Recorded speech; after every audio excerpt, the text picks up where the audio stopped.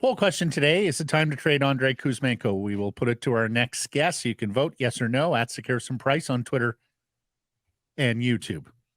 And here he is, Canucks reporter of Rinkwide, Mr. Jeff Paterson. Jeff, how are you? How you doing this morning? I'm good. Still processing back-to-back wins for the Vancouver Canucks, something we haven't seen in the better part of a month.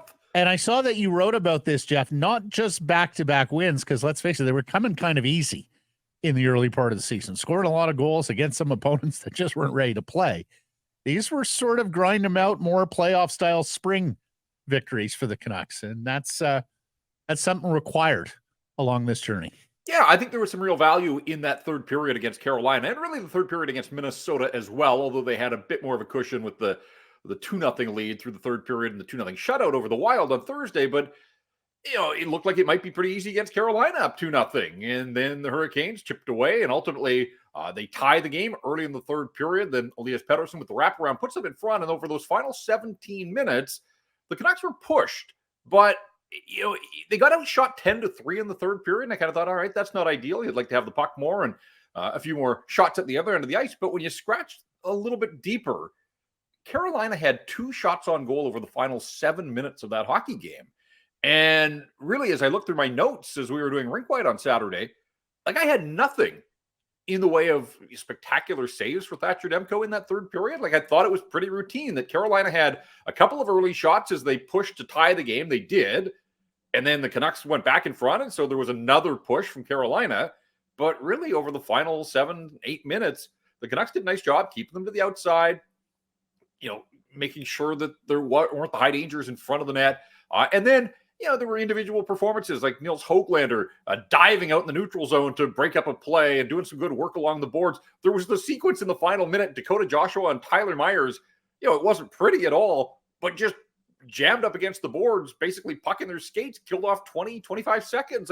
That's the kind of stuff that will serve them well later in the season. And I love the quote from JT Miller after the game, and I used it in my Canucks Army article where he said, we expect that there will be more of these games down the stretch. We hope that there are more games the rest of the way. And of course, the end result is if there are enough of them and you win enough of them, you will get to the postseason. So I think that, games like these last couple can serve as baselines for the Vancouver Canucks. And, they know that they were able to get the job done. Could they be a little more effective in the way they go about it? Sure. But there's still a lot of runway ahead of them here. But I thought there was sort of value added beyond just the 2 points in the standing. You couldn't possibly score a tying goal against the lockdown defensive pairing of Nikita Zadorov and Tyler Myers, who see this one out over the final 74 seconds of the contest. I didn't see that in Rick Tocchet's handbook there, that's the pair that he's going to lead on in a close game. I don't know if that's going to be the template every close game. But again, credit to the coaching staff. They've got the feel for who's going and who's not. And that is one of the stories to come out of this game the other night is that Quinn Hughes had his second lowest ice time of the season and played 2 shifts in the final 6 minutes of that 1-goal lead. And so for the Canucks to be able to turn to some others and have them get the job and see it through on a night when Quinn Hughes wasn't going, guys. He turns the puck over on that first Carolina goal. If his name is JT Miller, we're probably still talking about that play 3 days later and roasting him. But I think he's built himself a little bit of leeway with his performance to this point in the season, but he just wasn't going. And I think the coaching staff recognized that. And so a credit to them that there will be lots of nights where Quinn Hughes leads the charge, but Saturday wasn't one of them. And so they backed off on him and his ice time and let some others do some of the heavy lifting. And ultimately the Canucks were able to secure the victory. So it's curious to me that here on Monday, it's another day off for the Vancouver Canucks. And I do wonder if some of that is directed at a guy like Quinn Hughes, who kind of quietly here, guys, he has 3 points in his last 6 games. Now, there are no reasons for alarm bells here, but you just wonder if the heavy workload, the compressed schedule, all of the hockey that he has played, it may be starting to catch up to him, because I don't think he's been at his dynamic best. Has one multiple point game in the last 6, and that was the one the other night against New Jersey when they mounted the third period comeback against his brothers. But otherwise, a guy that's made scoring and just playing the game and dominating the game look so effortless, that's kind of disappeared a little bit and gone under the radar here, as there have been other storylines and other hot button issues around the Vancouver Canucks. Quinn Hughes will bounce back, but I do wonder if they recognize that they have taxed him to the point now where he needs the rest. And then the rest of the team obviously benefits from the day off as well. On Friday, I asked you, what do you want to see from Paterson Saturday night? Well, a 3-point effort. You tell me what you liked about Petey's game Saturday. Yeah, I don't know if he listened to the entire show or if he just saw the clip that Grady cut and posted to socials. Whatever the case, when last we spoke, I said I wanted to see him a little more assertive, and I think we certainly did that. I mean, that play on the Mikheyev goal in particular, the little shimmy shake on the boards to create a little separation, and that's all he needs. Give him an inch and he's going to take a mile, and he does that and then delivers that pass, and Mikheyev on the doorstep lifts the stick of Martin Necas, and just a nice play. But even on the first goal, crosses the blue line with some speed, a little hesitation there, gets the shot away that deflects off the defender, forces Antti Ranta to kick the rebound out, and Sam Lafferty's there. And then the wraparound. That's new to his arsenal, but we saw it against Anaheim a couple of weeks back and there the other night as well. He looked a little more invested. And so I hope that this is the start of a new run for Elias Pettersson. Again, it kind of felt a little shady, knocking a guy who has been among the NHL scoring leaders all season long, but we know we've seen this guy play enough to know when he's on his game, and I don't think he was there for the last couple of weeks, but welcome back, Elias Pettersson, and hopefully it's a long stay with the kind of performance that we saw, because there was no doubt he was one of the leaders for the Vancouver Canucks. Just physically able to execute it. It looked like he had tried in the games previous, and it wasn't happening. Again, maybe because of something nagging him. We'll maybe never know the truth on that, but the fact that he was able to execute what he wanted, and my goodness, the creativity. I mean, a lot of these plays were sublime plays. I mean, it's great to see him wowing us again rather than, just getting second assists. Yeah, no, I agree with you. And Rick Tocchet had high praise as well for the work done before the JT Miller goal, where he spends the shift in the offensive zone and then, recognizes that it's time to get off the ice. The work is done. And then Miller comes off the bench down Main Street, and good work by Besser and Höglander to set him up for, again, a goal that looked like it was going to be a big goal because it made it 3-1 and extended their lead there. But Pettersson doesn't figure in the scoring on that play, but he absolutely had his hand or fingerprints on that one as well. So, he talked in the aftermath after the game again about just trying to play with a little more confidence.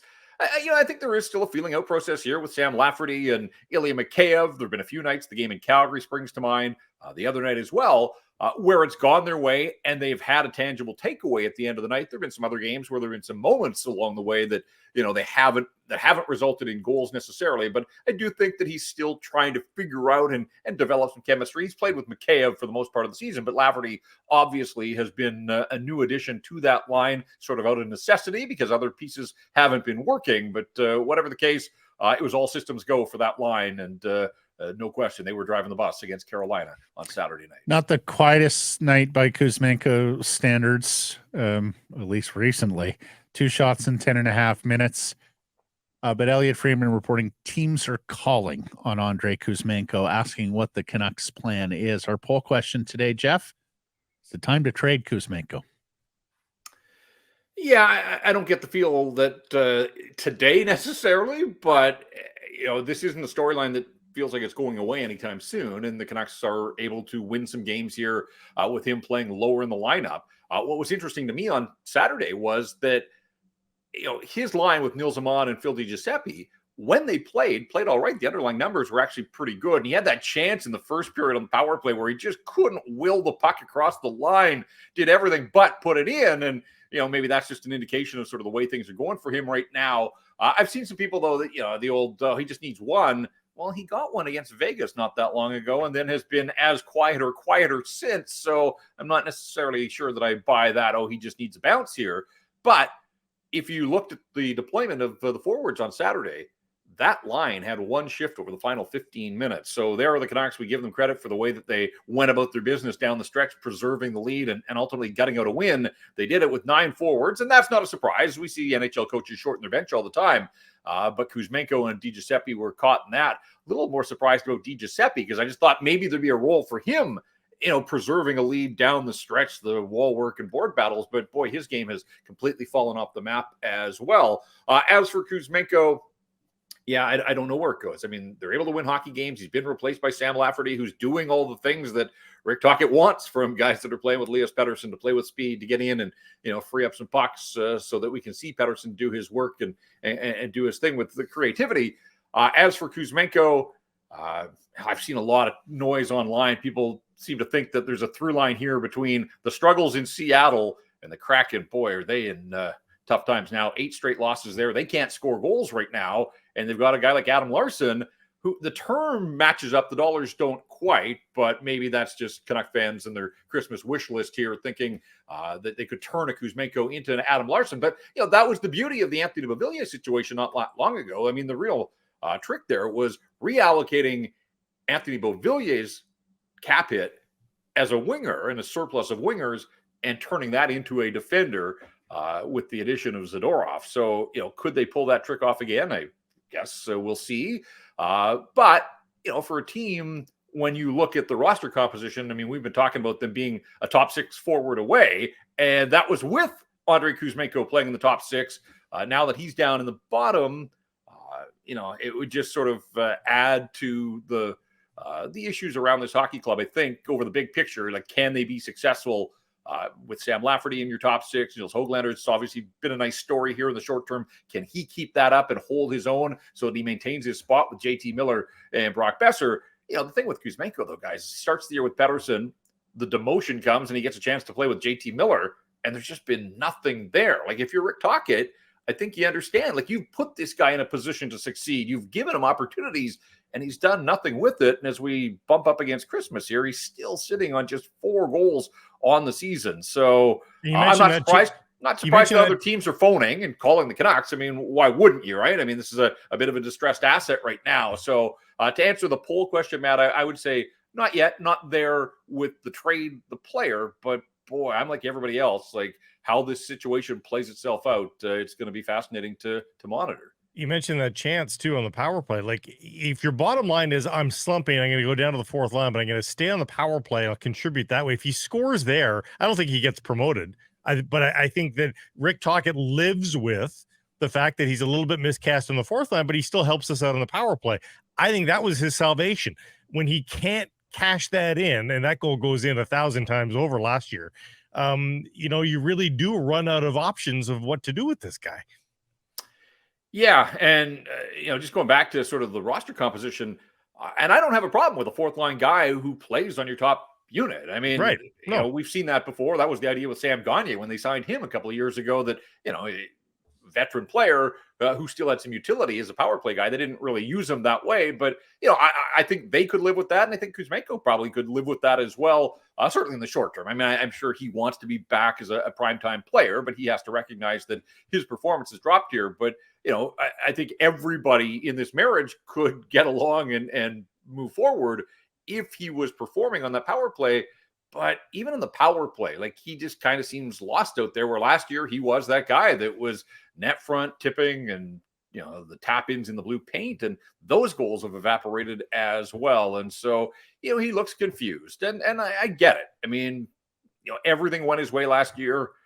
Things aren't going his way, and now he's got a coach that's breathing down his neck, and he does look confused. But putting him in a 4th line role and expecting him to be the guy that's going to provide energy and get in on the forecheck, he's got 2 hits on the season. Like, that's not who he is, and he's not going to change his stripes at this stage. So finding the fit and finding a way to maximize this player in the here and now, I think that's the challenge for the Vancouver Canucks. But if you trade him, what does power play 1 look like? You've moved Bo Horvat off, out of town. You've talking about potentially moving Kuzmenko.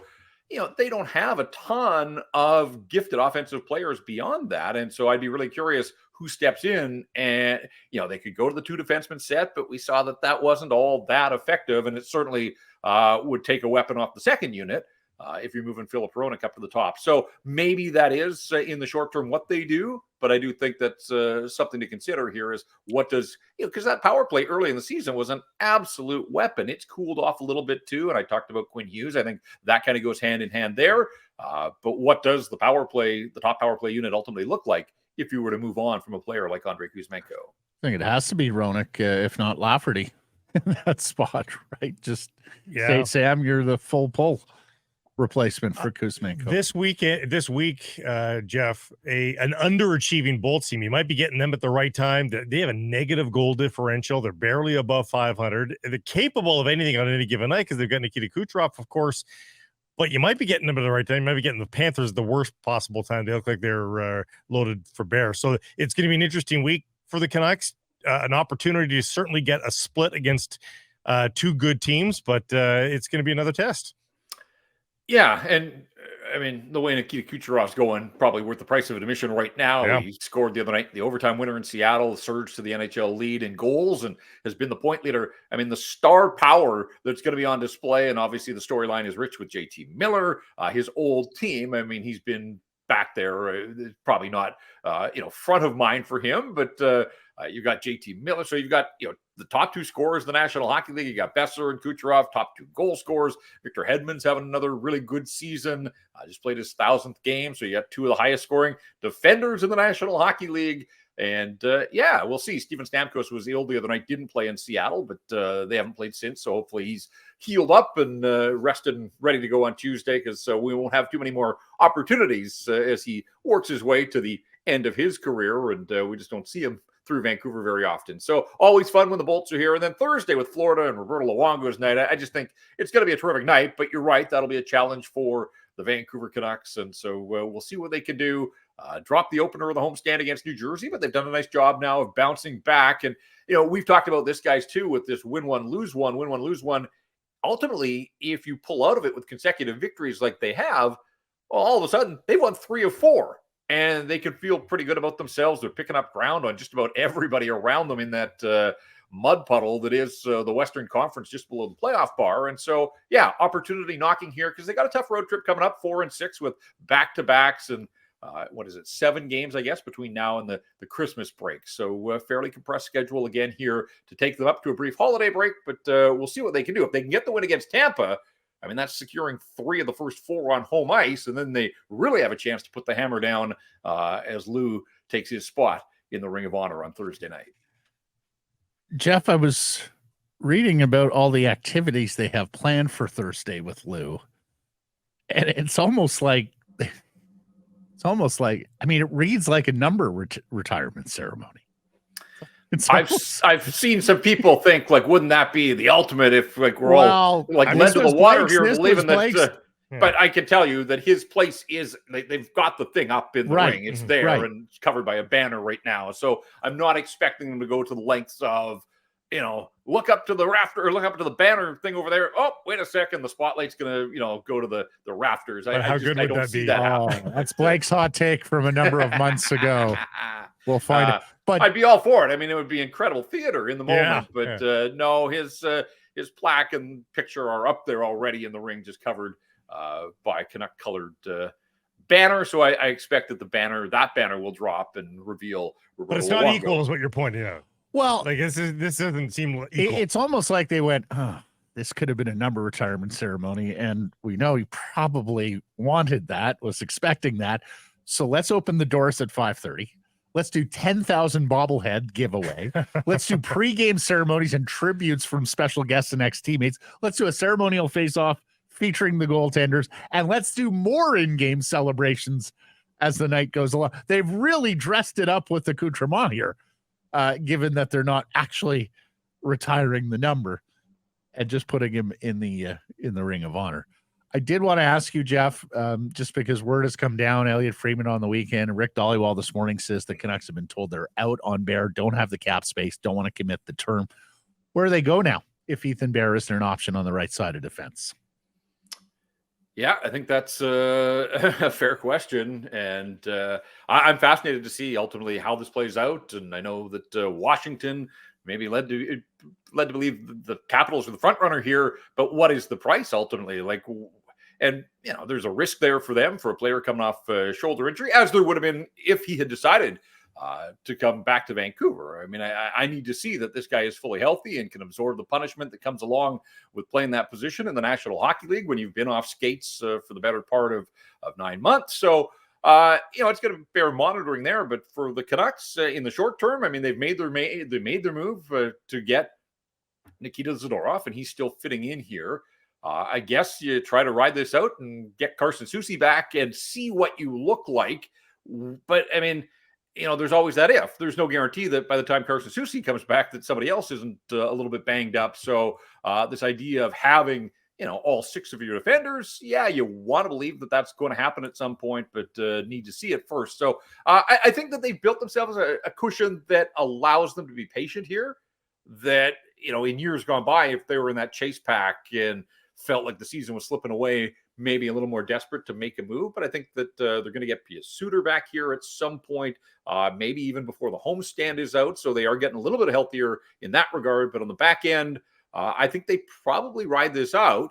A perfect world now, guys, I think is you ride it out, you get Carson Soucy back, you see what your 6 defensemen look like if you have them, and then it probably gives you enough of a preview that you can make decisions before the trade deadline if you felt that you had to go out there and add one more sort of defensive piece, or maybe it allows somebody to emerge down in Abbotsford that warrants an opportunity.